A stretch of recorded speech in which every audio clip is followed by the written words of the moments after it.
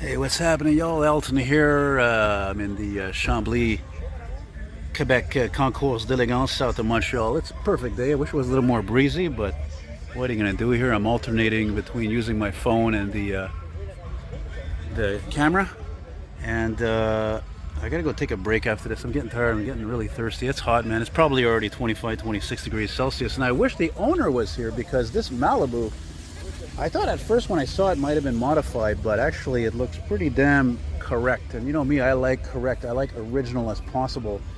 And looking at it, well, for one thing, look at this here. Check this out. There's like some homemade bug grill, which is bizarre, but it's very well done because it almost looks stock. And fittingly, since looks like an 81 to 83, here's an El Camino that I filmed a few years ago, but except that these they kept making until 87, strangely enough, and I'm sure they sold most of them as usual to the West Coast. And I like these Chrysler Fifth Avenues, but these are usually very predictable in how they look. Nobody ever does anything with them practically. And no, I'm sorry, that's not what I want to say. These cars, you can find them because the old men, they always had them, they took care of them, and they preserved them because they probably knew that they were never going to make them that cool again. But these cars were the workhorses of that time. People drove these cars into the ground, man. Especially a base model like this, no frills. So anyway, I'm walking up to it. I look inside.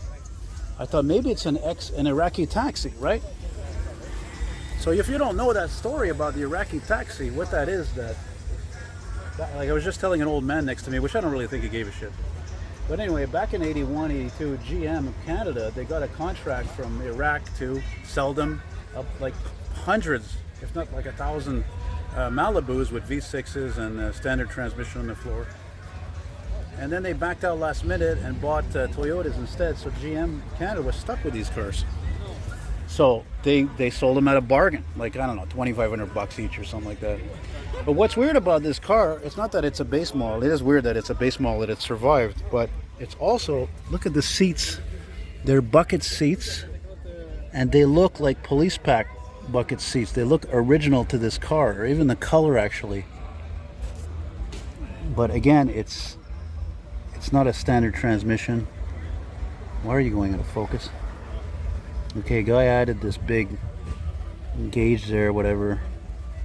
Well, you know, I also have to wonder if this is the same one I saw for sale many years ago when I used to look at old cars for sale online, and it was like an 81, and it was the same color, and then it could be the same one I took a picture of in NDG like 20 years ago almost, and it was 2003, and it was the same color, same base model. Probably an old man who had it. But look, guy who has it, check this out. He put like Oldsmobile mag wheels on it. But I think those wheels were also optional. And I think that even, if I remember correctly, the Montreal police cars, we had some of these. And I think they were the same wheels even. So they had no hubcaps. It's too bad there's this freaking fence over here.